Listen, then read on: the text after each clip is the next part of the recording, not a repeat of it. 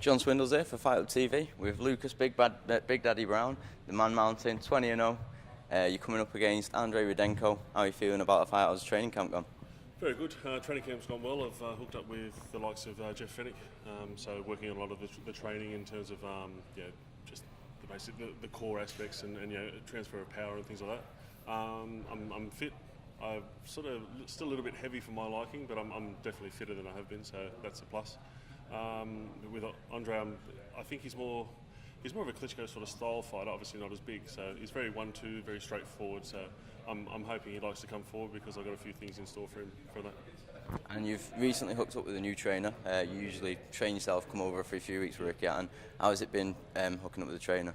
It's good. I've moved from Perth, WA, over to Sydney, so on the east coast. Hooked up with Jeff Fennick, so multi-world champion himself, and good friends with Ricky. So it's been good to have someone just look over things rather than me sort of try and do it all myself. He's looking over things and just making sure that everything is where it should be. So it's been great. And what improvements have you noticed yourself since that happened? I'd have to say more balance. I was a little bit sort of trying to go to the left. I was a little bit too overbalanced, things like that. So just fix up the footwork.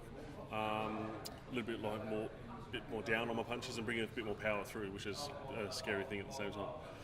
And we're here today for the Tyson Fury, I've forgotten his opponent's name now, Ustinov fight. You've already beaten one great British prospect in Richard Towers. There was calls for you to fight Fury. Who do you think is going to win this fight first off? It depends on how fit Ustinov is. Obviously, he's got a record himself. He's only had the one loss, and a lot of his wins have been by knockout. So he's a big boy. He's got the power.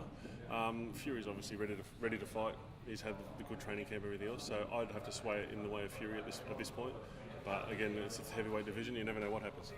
And if Fury does come through that fight, is that a fight that you'll be looking at in the future? Is it something that you fancy? 100%. Both Fury, Chisora and Ustinov, I'd like to fight all three. So yeah, it's definitely something I'd look forward to. Fantastic.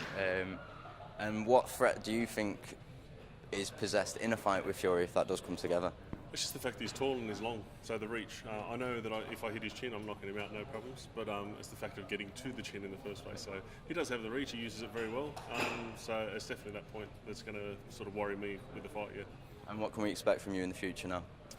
Basically, just I'm training harder, refining all the little things that I do have and bringing more power into it. So basically, more knockouts. Fantastic. Is there anything else you want to add to your fans, to any future followers? Basically, just keep an eye out. I'm 35. I haven't got a long time to sort of do what I want to do, so I'm going to do it in quick succession and make a big bang. And Facebook and Twitter, have you got them? Yeah, Lucas Browne on Facebook. There's a couple of pages there. Also a Big Daddy page for the fan page, and Twitter's Big Daddy Browne on Twitter and Instagram. That's fantastic. Thank you for your time. Thank you very much. Cheers. Thank you, Lucas. John Swindles, fightingtalktv. Cheers, mate. There's still no excuses made here, because if there was going to be any excuses, this fight wouldn't happen. So if he's going to be a world champion, he should be dealing with the likes of the Ustinovs of the world.